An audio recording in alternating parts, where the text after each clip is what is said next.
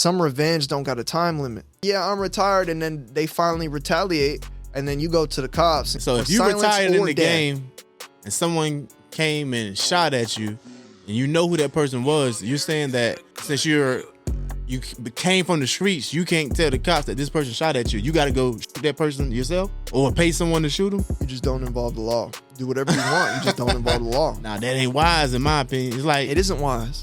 It's not built to be wise. But I don't like listening to Gunna music because of what he did. I know to a degree it shouldn't necessarily fully be tied to the product of music. Right. But a lot of their brands was built on those things. And then you basically sold me false expectations. And that's what I bought into. And now I was lied to when it comes to the brand. So I don't trust the brand. Sheesh. You see what I'm saying? Do you put Young Thug in that same box as Gunna? Now with this recent event? The thing that irks me is I get it. So I'm going to say whatever I need to say to them to play the chess game to win. Right. That's not the code, though, you signed up for. Mm-hmm. The code you signed up for is omerta, which is silence. They told you multiple times you don't need to say anything, and you still spoke. As you're working with Sauce Walka and whatnot, was there anything with his creative process that kind of stuck out to you? The thing that stands out about Sauce and most artists that I take seriously, whether they have numbers or not, is creativity. Highest Point Podcast. More than a pod, it's a lifestyle. Yo, welcome to the Highest Point Podcast. This is a show for everyone who's willing to put in the labor to be greater to reach the highest point. Now, talking about putting in the work, we got a very special guest in the building. He's a songwriter. He's a hip-hop major music producer. And on his way to becoming one of the top producers in the game, no pressure. He got a fire track out right now with Sauce Walka. We got none other than the Boogie Man in the building, man. What's good with you, brother? Yes, sir. Thank you for having me, man. Hey, man, thanks for coming, man. Thanks for having me. It's really dope to have you here, man. I've been hearing good things about you, and we really want to get into those type of things. And, just before we get into the straight interview, I just want to ask you, how are you as a person? How you doing in these streets right now? I'm hanging in there. I'm hanging in there. I'm finding a way, paving a way. Yeah. Genuinely trying to do something that I don't think has been done before. I've taken heed to the message that Atlanta has given, at least the thing that we fell in love with, which is how people can come together. I don't think that exact thing that exact thing to a T will happen again, right? Because you can't replace certain people, you know what I mean? Or certain mindsets and all that kind of stuff. But I feel like the stage is kind of a little bit clear right now, and it's time to build that next wave, that next Justice League, that next, the next Avengers that are going to take rap to the next level. Absolutely. And take basically the culture that we've all been a part of and try to develop and create so that we all feel safe in kind of thing, right? And things that's ours. And cherish it and grow with it. Absolutely. Instead of just playing with it almost like a toddler with a new toy. Once we're done, it's just get dropped on the ground and stuff like that. And keeping a certain level of consistency with everything to where we can really build on top of it. Right. Even more. And pay homage and respect to the people that have went through all the struggles, the people that have even been before some of the greats and didn't get paid as much. But had to lay foundation. Right, 100%. So their effort's not in vain. Yeah, 100%. And to get to this mindset that you have now, you had to have some experiences, some eye-opening things that happened in your life that you witnessed. And on this show, we like to focus in on the journey of our guests, because sometimes people hear you with this mindset. You weren't just born with that mindset. You had to go through some things to get to it. So people tend to look at the end result and think your success happened overnight, like had an opportunity to collab with these major artists and things like that. So we can get some insight on your journey. I want to ask you, can you let the audience know where you're from and what were kind of your family dynamics growing up? Okay, yeah. So I was born in all places, Davenport, Iowa, right? Random.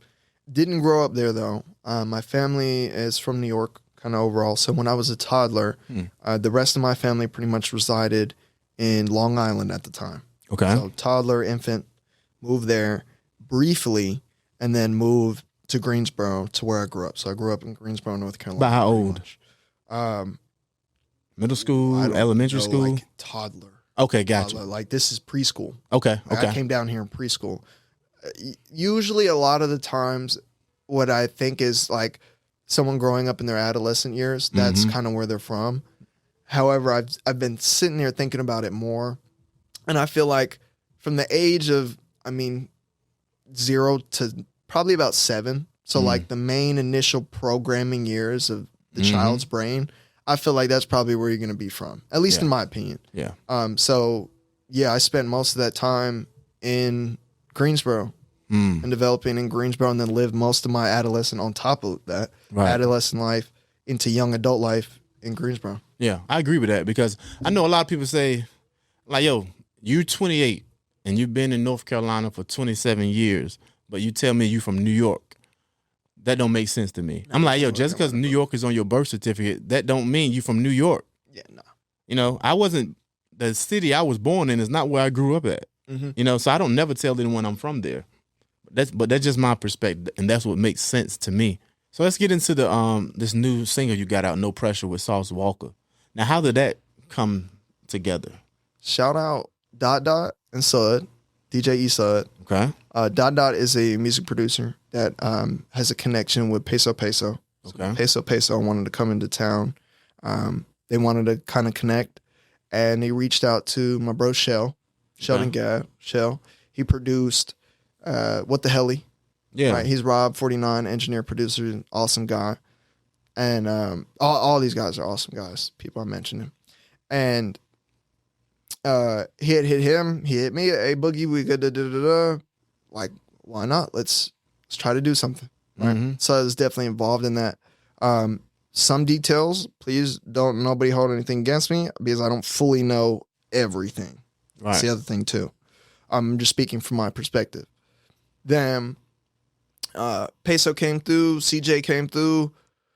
They liked the vibe of the place. Like it kind of feels the way No Stress Sound Academy on Instagram. You can see some of the pictures and stuff.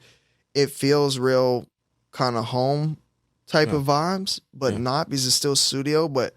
And there's a bunch of drip suds made it really a cool So place. put it as together well. real nice. Yeah, Yeah. and shout out Nella too, because Nella was a huge part of putting it together as well. Sure. And like they fucked with it. And then the thing is like Shell just had What the Hell he come out, so he has that weight there too. He came to mess with Dot's fire producer as well, creates fire instrumentals.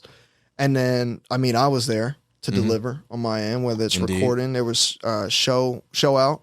Show did a fantastic job recording. H Wood just had a song come out as well, which is gonna happen. And then through literally working pretty much almost a week straight with not only the team but with Sauce Walka. Okay. So he was actually there as well while y'all was doing this. Okay. So this is all to lead up to an album. Okay. That'll be coming out that I did most of. I don't think it's by purpose. It just happened like that kind of thing. But I wound up doing most of. Like I said, the people I mentioned were all part of the creation. Right. So we provided the service to where they felt comfortable enough to come by. We provided the fire beats. We could really deliver on whatever they wanted, whether they actually knew that or not. But it became work mode. Right. I had the PlayStation out there. I had already set up streaming. I didn't directly stream those sessions. However, it was set up. Right. Yeah. So it was cool. It was a good time. Yeah. That's It was dope. fun. It was enjoyable. And that was the other thing too, is it didn't feel really like work. Right. Right. Felt like we were actually creating, making music. Felt fun. Came together real organic, and that's also, from what I'm hearing from that story, it highlights the importance of relationships. You know, being a person where your brand gets spoke of without you even have to use your lips. You know what I'm saying? Like, you done something, you put in the work where people would speak on what you could do without you even being there. I think that's important for people, and it's not just the work; it's how you are as a person, because you can be good at what you do, but nobody want to be around an asshole either. You know what I mean? So that's a lot of important things that I want my audience to pick up on. Like, you got to understand how important your brand is, who you are as a person, as well as how great you are at your craft. You know what I mean? But I also wanted to ask you, as you're working with Sauce Walka and whatnot, was there anything with his creative process that kind of stuck out to you? Anything that, because I wanted to kind of get an understanding of when you're working with Sauce Walka compared to someone don't have as much experience. What about someone that makes you feel like, okay, this guy or this woman has the it factor that they got some potential to do something? The thing that stands out about Sauce and most artists that I take seriously, whether they have numbers or not, is creativity and a bit of structure with that creativity. So it's not wild. It's trained. Like, he went in there. I had at least my beats. I had it organized to where song layout, song structure wise, he needed to come in like the song, no pressure. Verse, not verse, chorus, verse, chorus, verse, close. Like pretty, or reverse it, but it's very structured to where like he really just has to like really make that very simple decision. Do I want the verse to go right here? Do I want but it's already pretty much kind of arranged for him to a degree. Yeah. So I did my part as well. What you mentioned to where it was heavily on the personal kind of thing, that is the most crucial part. They will pick someone that is not as good as you and give them the chance because they have a mindset. Yeah. And the mindset could be something like integrity, whether it's this is how we do business. They enjoy that more. So you really got to be a human being. I did want to touch on that and like harp on that a bit. Which is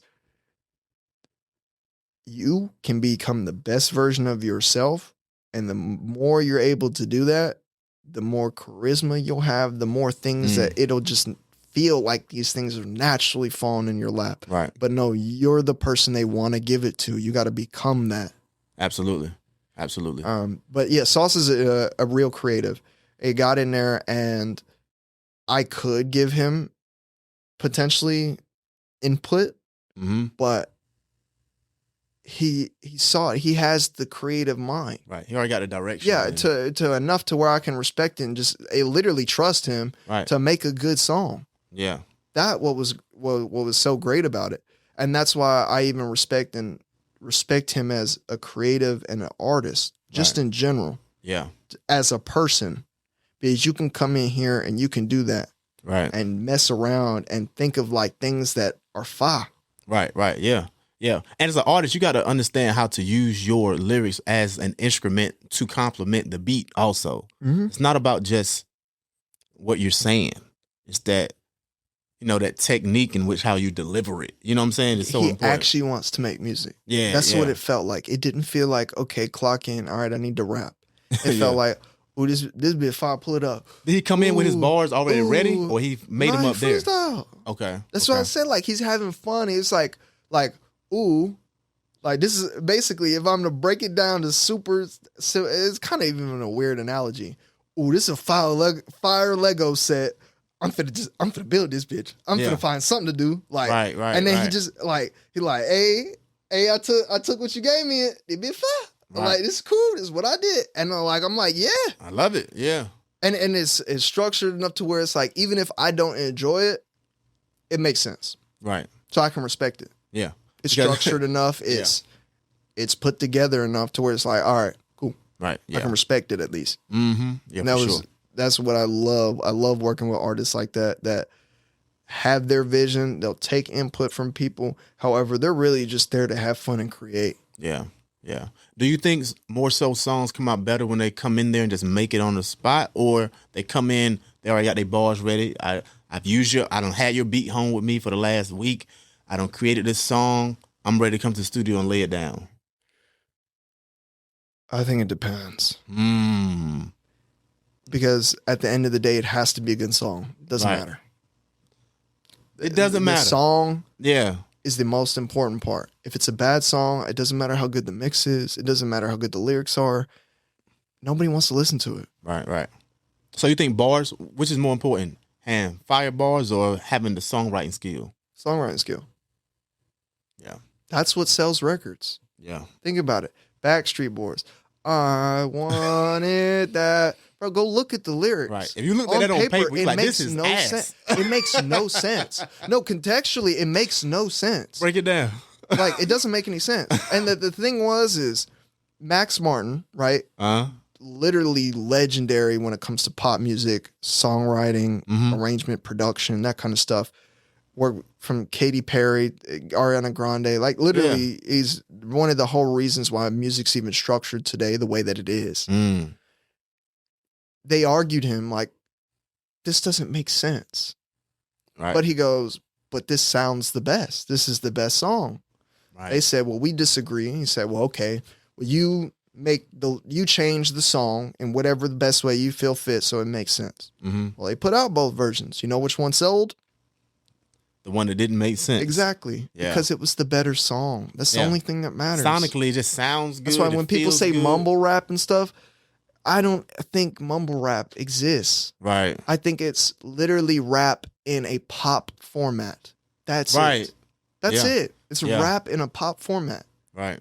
They're still saying things. Yes. It might not make any sense. Right. It was, I think they called it mumble because people more so up north just didn't understand what they were saying. Yeah. So they feel like they're mumbling. Like, no, they're spitting words. But that's also more musical, in my opinion, than rap. Because when people sing things, I mean, they stretch out syllables. Right. You're stretching out vowels. You're pronouncing something a little bit differently so it fits within the melody. Like, 100%. It's just popified. That's all it is. It's just popified. Yeah.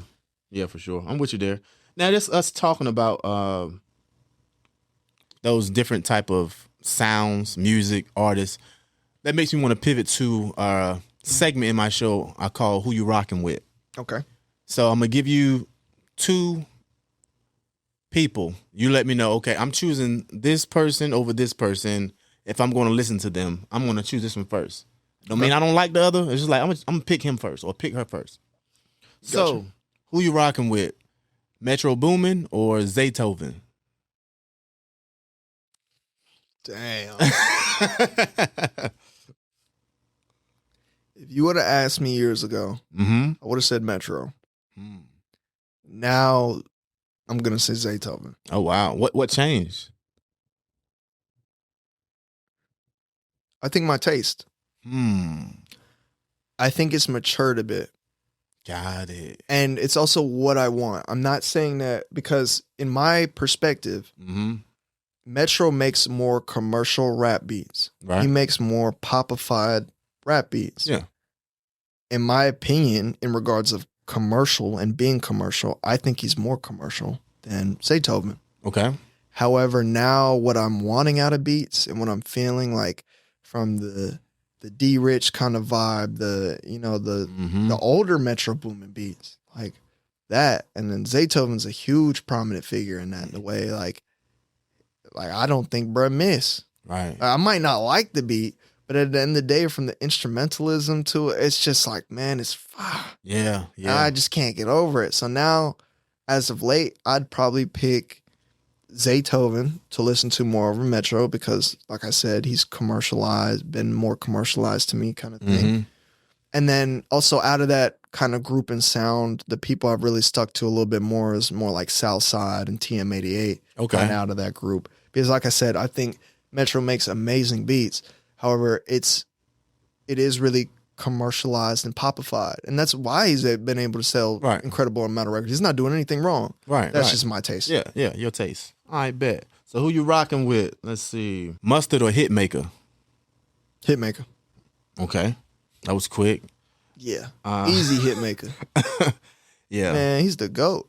He's one of the GOATs. Hitmaker go hard. He's I one mean, of the GOATs. you can't deny I don't care if he don't make beats. He's one of the GOATs. I've watched videos like him, Troy Taylor. Bro, they're legendary. Yeah. Yeah. They're amazing. 100%. I go back kind of in my era. Timberland or Swiss? Timbo. The Okay. reason I'm gonna say Timbo is because of how much I really like all the grooves and everything he's been able to do with Justin Timberlake and really just a lot of his production as a whole. Right. Yeah. Like I really do love his bounce, his groove kind of. And I mean, Swizz is dumb fire too. Yeah. But as of what I stick to, and then his excitement.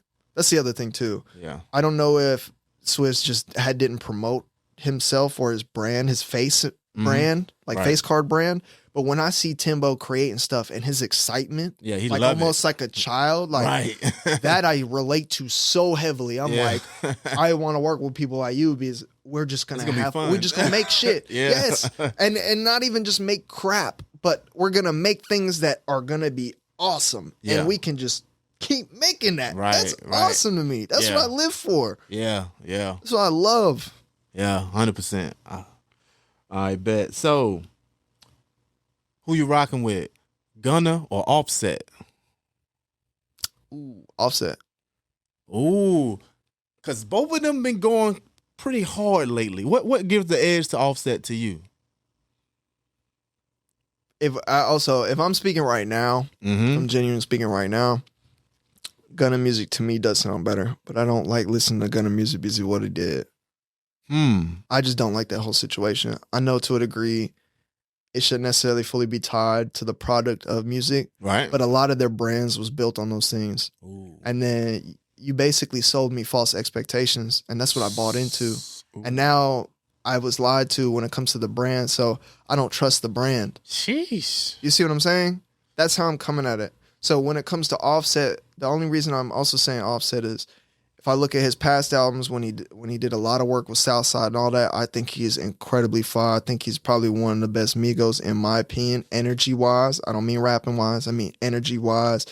And like I said, also like more of aggressive rapping, that kind of stuff. Mm-hmm. The tonality of it, that kind of stuff. Right. As like records total, I think Gunna takes the cake just a little bit. But do I per se respect Gunna as an individual? I don't know.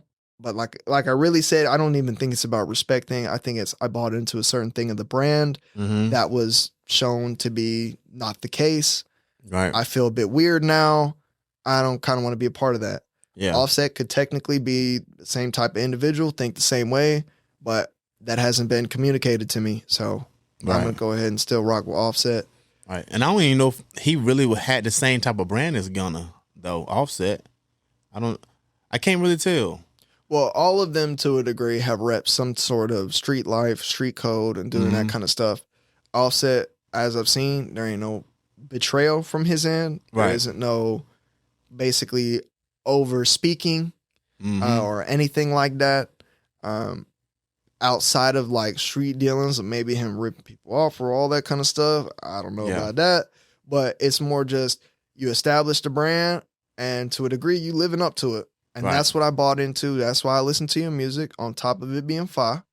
And So it's not that all hasn't about being changed. fire. It's No. you need to live up to what you're rapping too. Bro, that's what people care about. If it was just about results, the people that are winning wouldn't be the ones winning. It's the people that are the no names in the background that are making all this shit a reality. Yeah. Is that why they want Keisha Cole to stay in a broken up relationship? Because that's how her music got big? Like, because that's kind of Maybe what's that's her from a brand. fan perspective. But like to a degree, yeah. Like if I'm pushing a boy band and these guys all got girlfriends, that hurts the image, bro. Mm-hmm. I'm selling sex to a degree. Right. Like I want, you see what I'm saying? Like Yeah. that doesn't necessarily look the best on the brand. Now they're single, they're bachelors, they're ready to mingle, they're hot guys, and then they have the music to back it up that matches the image. We can sell that. That's a package. Right. Let's do that. This Yeah. is business at the end of the day. We're Right. in the music business. At least I'm in the music business kind of thing. That's the whole point. If you want to make music just for the art, you might not make money because it takes a lot more than that. It ain't the That's old interesting. days. I mean, but I thought the old days was where you were more so you had to everybody say, okay, you ain't real, you ain't living what you rapping because you saying you sell drugs, but you ain't selling drugs no more. But it's a lot of rappers that not selling drugs no more, but they still rap about it. Let me refine So this. what's the difference? When I mean old days, the culture was different. There weren't social media things. So if you had the money to go to a real recording studio, pay for the real production, provide really good music, and then to a degree kind of pay for the promotion and stuff like that, Right. boom, yeah, that would go. That ain't no guarantee these days. Right. It wasn't necessarily a guarantee back then, but you didn't have the saturation. I mean, you might pay $250,000, but I went to, like, when you go to a place like that, and if you listen to them and you really work, you're not going to leave that studio with a bad song. Right. You're not going to. Got it. Okay. Like, that song will sell to somebody. Right. It will be that good enough. That's their job. That's what they're going to make sure you're paying for. That is what I'm going to provide to you. Okay. So if that's what they're doing and they got an extensive client base, then why ain't all their clients popping? Right. Yeah. 100%. It takes more than that. Like, Yeah. when Jonathan became the baby, it's the image attached to it. It's who is he? How does he act with people? Like, that's part of the reason of what made Yeah, him his charisma the caught a baby. lot of people's attention too. It wasn't just the music, you know. Yeah, I feel that. So do you think? Well, you personally, do you put Young Thug in that same box as Gunna now with this recent event? And the main reason I'm even thinking about that, and the thing that irks me is, I get it. It's you or y'all versus the world, y'all versus them. So I'm going to say whatever I need to say to them to play the chess game to win. Right. That's not the code, though, you signed up for. The code you signed up for is omerta, which is silence, which is when you get in there, I don't know, I can't recall. Right. You're still cooperating, but you're not giving information. Right. They told you multiple times you don't need to say anything, and you still spoke. That looks bad, bro. Yeah. No matter how you put it, that looks bad. Yeah. And you might not really even be giving them information, but you're talking for no reason. And that's worrisome to a lot of people. Right. Because the situation looks weird, but we can only go based off of the situation. We can't go based off your intent, what you thought at the time. Oh yeah, I'm telling them I'm gonna do this, but I ain't never finna do that. Like, you think I would, bro? You know me from my whole life. You think I'm gonna really be that serious? Yeah, you probably weren't, but that's not what you signed up for. Right. You signed up for the code, not to win by any means, because that ain't part of the code. Right.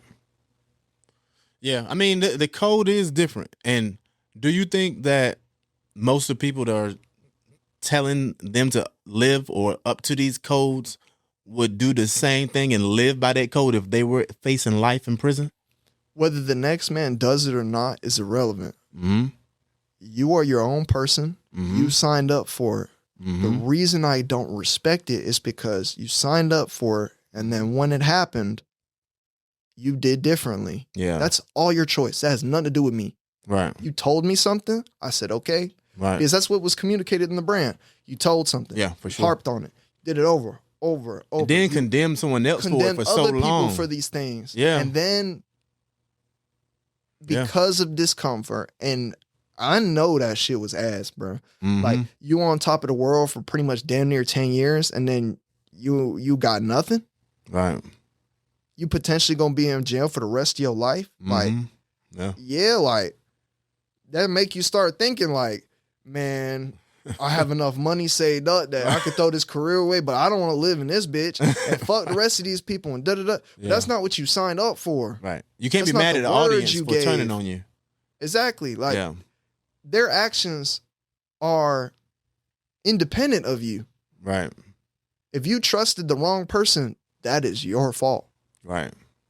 And that was kind of what I definitely agree with Bank on when he was mentioning it, where it was, bruh, you putting a whole bunch of people together trying to force them and expect them to be loyal, but they was never loyal to each other from the first place. So what are you thinking, bruh?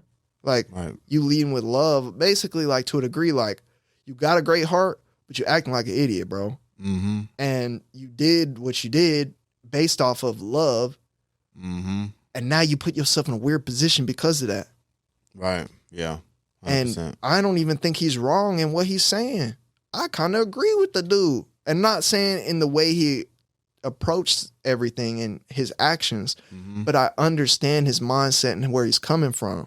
Right. But that doesn't remove the fact that you had a code to not cooperate, to not sit here and provide information. And they're telling you, and you say on record, I'll tell you anything you want to know. Right. Just don't tell the world. I don't care if it was a lie. Ooh, that's wild. That's not the code. The code is, I cannot recall. No. I'd like my lawyer present. You speak through your lawyer. You understand your rights. Right. I get what he's doing. I'm gonna play it. I'm gonna play them. I'm gonna play nice. I'm gonna I'm gonna try to get them thinking that I'm not But no, that crosses lines that other people were like, bruh, we're not supposed to do that. Yeah. It's best to just keep your mouth closed in that situation. So, and look how people are responding. There's a lot of people ain't saying nothing because they're not supposed to say nothing. Right. They're not talking to him. Yeah. Yeah. Their phones go silent with him. Yeah. That speaks volumes. Yeah. Is there any artists or rappers that don't have to live up to the code now? Is it like, can you think of an artist that, okay, this person did not put themselves in this box, they can just rap? Yes. There's people like La Russell and all that kind of stuff. Like, bro, I mean, to a degree, Drake. Like, bro has talked in regards of Mob Boss. The way he's kind of handled everything, yeah, he's got his feelings hurt. But he's never, like, broken any type of code. Right. In my opinion, at least. Yeah, I mean, they keep talking about this lawsuit thing, him suing the record label. Yeah, but that's business, bro. Right. Like, because he's not, because the whole thing he's even coming at, which he's really filing, is the label that I'm signed to did all this to manipulate numbers, basically took the shot, pushed behind him. That's cool. Y'all landed. Right. While we're also in negotiations, though, you've impacted my brand negatively. Right. You've changed the way people view me. That could be potentially slanderous. I mean, you're saying slanderous things, brother. Yeah. I mean, exactly. Yeah. So I'm going to sit here and fight back that kind of way. Right, right. Is that the street way to handle stuff? No. But the street way ain't the smartest way. Did Kendrick Lamar lead the street way? Which is, hey, bro, private location, we finna throw the ones and that's it. Right. Nope. That's how I really feel the street way is. And low-key, Drake was asking him for that. Is a street way. Yeah. I don't think any diss is the street way. When you take it to music, it's entertainment, bro. Yeah. Yeah. I don't care if it's like you fighting in the Coliseum and someone really dies. Right. That was for entertainment. Yeah. You put it in front of the world. Yeah. Yeah, 100%. The street stuff is supposed to be codes of, which was also derived off of the mafia. Yeah. Codes of omerta, silence. Right. We don't talk about the business around anybody besides family. You don't tell anybody our opinion, what we think, anything besides family. Right. Period. Yeah. Yeah. And you gotta be careful. You gotta be even careful with the family, because the family, they'll be in there telling too. Well, that's what family meant something, because as soon as family did, I don't care if you are family. Right. You're whacked by us, by your family. It's over with. Right. Right. If we think that you're going to start talking, if you, like, and that's the other thing too, bruh. If he was in the mob, if he didn't say anything, gave no information, just the way he's talking and acting, they would have got rid of him. Yeah, you get killed based off potential of you saying something. They would have put him in the ground. Yeah, yeah. They would have put him in the ground like that. Yeah, for sure. Because you're showing the potential to possibly say something. And it's not worth the risk. Exactly. Yeah. They're going to exit you right there. Yeah, 100%. Yeah, I agree with that. So, do I think they need to do that to be a rapper? No. I don't think you need to be attached to the streets one single bit. But if you build your brand off of that, any expectation, and you don't deliver or you lie and show the opposite, Yeah. That's like me going into a store and, hey, you purchase this, or there's a warranty. Hey, I call in to take advantage of that. Oh, yeah, that's cap, bro. What? You're going to feel weird, right? Like, bro, I ain't going there to buy something again. Right. That's how I feel. Yeah, I get that. I think Big X the Plug, he's not in that box. I think he can just make music. Any of them can just make music. Yeah. But when you build your brand off of this is how we act, right? We're going based off of old codes. We act a certain way. We're a brotherhood. We're da-da-da. Like, for example, TSF. Mm-hmm. They portray that. They stand on that, though. Right. Nothing's changed. Right.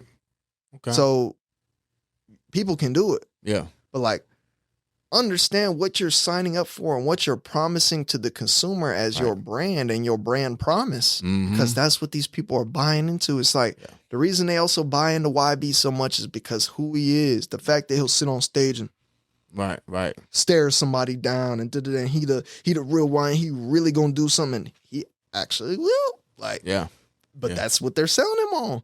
Does Rod Wave do that? Does Rod Wave talk about I'm finna clap everybody? No, right. He don't. He might act like some certain things because Rod is an actual individual, solid individual. At least what I've heard. I've never met him. That's what I've heard. However, that's not his brand promise. Right. Like that's important. His brand promise is trauma and overcoming, and you're gonna be able to do something and love and heartbreak and and the problems that have occurred off of this. Yeah, it's like the everyday people is Rod Wave. That's why he can be he's so not commercial. Selling street. He's like the everyday person. Yeah, or The Weeknd. Right. Which can make pretty much on the equivalent of pop/rap. Mm-hmm. Yeah. Like, does Abel look like, I mean, anybody could be a mob boss. It doesn't matter what you look like. Right. Yeah. That's how some of the mob bosses actually were able to get not touched. Yeah. So, because they look like a regular person that would just walk right by you. Yeah. Regular clothes, regular car, but they're the head of one of the biggest crime organizations in the world. Right. Yeah. So. Yeah. 100%. Yeah. I don't think you have to adhere to any street code or street rules or gang affiliation or gang violence or any of that unless that's what you're establishing your brand to be. And if you are, understand the consequences that come with it and do it. Right. But any man that gives their word and pulls back on it, how does that make you feel? Yeah. Yeah. It's okay if you come in having a street code, living by that, and then retiring from the streets. You can still rap about things you've done. You can continue to make that type of music. I don't think it's wrong for you to retire from the streets, though. I think it's wise to leave the streets alone once you make it out. You know what I'm saying? But still, like, if something come up to where some court or something like that, too, is I don't necessarily agree with that. You think you got to stay in the streets if you already? No, but is this not a retiring? There is like a stopping. But I don't think, like... What's the difference between retiring and stopping? This is how I'm thinking of the whole loophole idea of why I don't like it. Is, all right, I'm retired. Now I'm going to utilize the cops and all this kind of stuff. It's like, but I mean, or I could provide information, or I could... Oh, no. You see what I'm saying? That stay the same. That part stay the same. You're just no longer active. Okay, that I understand. And that's kind of what I mean. It's like, you never really...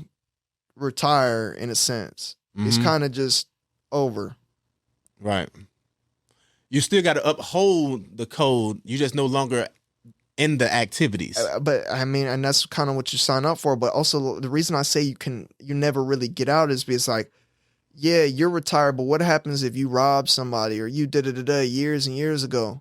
Like, some revenge don't got a time limit. Oh, facts. You got to stay. So stay you ready. might be old. I'm retired, and then they finally retaliate, and then you go to the cops and you start telling your whole life to them about what was it all for? Yeah. So I don't know, man. That's a slippery slope there, though. Omerta is silence until death. That's a slippery slope there, though. So if you retired in the game and someone came and shot at you, and you know who that person was, you're saying that since you came from the streets, you can't tell the cops that this person shot at you. You got to go shoot that person yourself? Or pay someone to shoot them? You just don't involve the law. Do whatever you want. You just don't involve the law. Nah, that ain't wise in my opinion. It's like It isn't wise. It's not built to be wise. Yeah. Yeah, I mean, yeah. If you get into it, you got to understand that too. Like, this is not built to be wise. It was a criminal organization. It's not wise. They are not in These are not organizations. wise They things. are very non-organized. Well, these things in idea are supposed to be organized. And that's why Right. when you also get into the history, you can see why, honestly, things are the way that they are. Because everything, to a degree, stems from those original crime organizations that have these codes of silence, that have these things. And it's not wise. We're extorting people. We're like, it's not a wise decision at all. It's not no moral high ground. You know what I'm saying? But it's a decision. You're doing it. Yeah. Going about it. It's kind of like you sign up for the pirate life. Like, bro, once you a pirate, you ain't never not finna be a pirate. You might change, you might grow, but that layer will always be there. Mm-hmm. And that's kind of how I'm looking at it too, where it's like, does that really consider you real if you was real for 25 years, but then on the 26th year, you're not no more? I don't know, man. I think the definition of real is come from a toxic place too. It's like, of course, me growing up, what they considered real when I was growing up was the people out there selling drugs. You a real one. You're a real one if you spent time in prison. You a real one. It's like, all that is stupid to me. Now that I'm a grown man and look at stuff, I'm like, we were fooled and conditioned to believe some nonsense. The real one will still translate to civilian life. Mm-hmm. Live up to your word.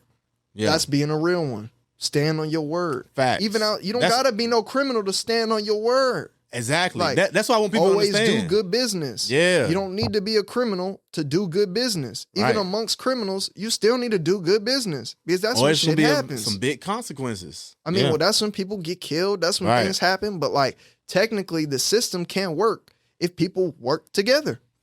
Right.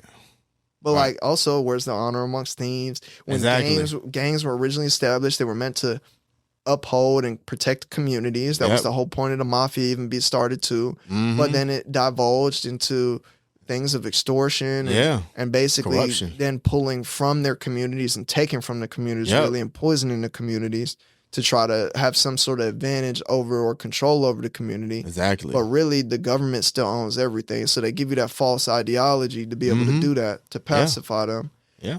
And then a lot of these things, like, I mean, you ain't finna beat the government. They Right. put a weight down and they just start pushing.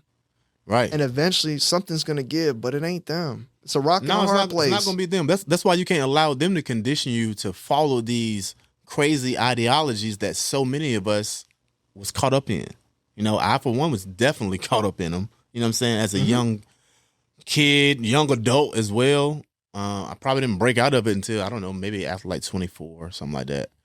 But yeah, it's a real thing. It's a real thing. I think the BS is where that's where you can kind of implement those things to where it's, oh, well, I'm real because I do this or I do that. Yeah. No, it's, as a man, you take care of your family. That's Stand what I on your respect is word, real. Right? Yeah. You stand on your word. You help your brothers and sisters. That's what's right? real. Yeah. And by brothers and sisters, I can even mean strangers. Like, For sure. You're a real human being. You tell the truth. You refrain from lying. Right. Real. You're a person of integrity, honor, 100%. like all these kinds of things. And the equivalent for that of a woman is, I mean, running the household, being there to either support the man, support yourself. Like, I'm not saying make your whole life about the man kind of thing, because I know how the West is. Have some these days. integrity. I know how. Be real to your girlfriends. You know, all that same kind of thing. Like, that certain levels of commitment is be honest with what you want out of life and with other people. Yeah, and then 100%. everybody can really live their life. Yeah, 100%. Did you have like some workings or work with Andrew Tate in some capacity? I did, yes. Now, how was that working with Andrew Tate? Subscribe now for part 2. The Highest Point Podcast. More than a pod, it's a lifestyle.